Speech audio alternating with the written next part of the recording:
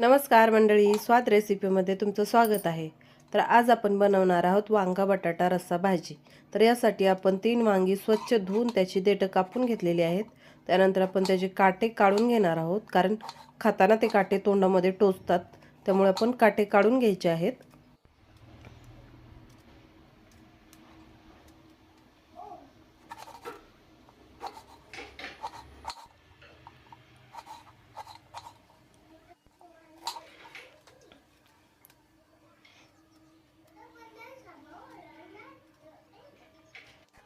वांगी कापून झाली की एका भांड्यामध्ये पाणी घेऊन त्यामध्ये वांग्याच्या फोडी घालायच्या आहेत, नाहीतर काय होतं वांगी काळी पडतात।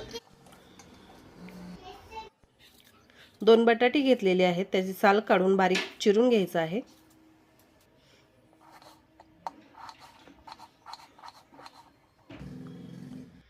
यानंतर कांदा, टोमॅटो आणि कोथिंबीर बारीक चिरून घेतलेली आहे।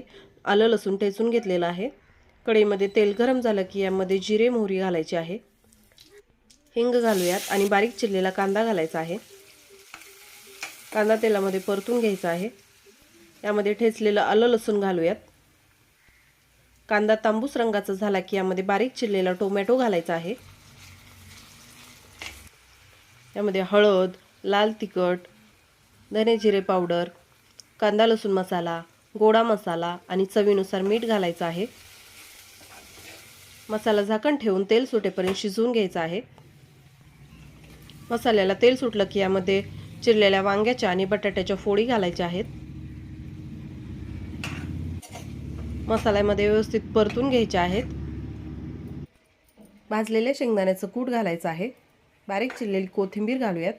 मिक्स करून घ्यायचं आहे आणि 1.5 कप पाणी घालून झाकण ठेवून आपल्याला भाजी चांगली शिजवून घ्यायची आहे।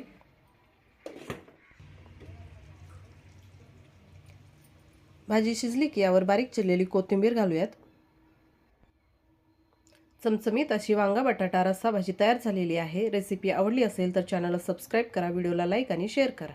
धन्यवाद।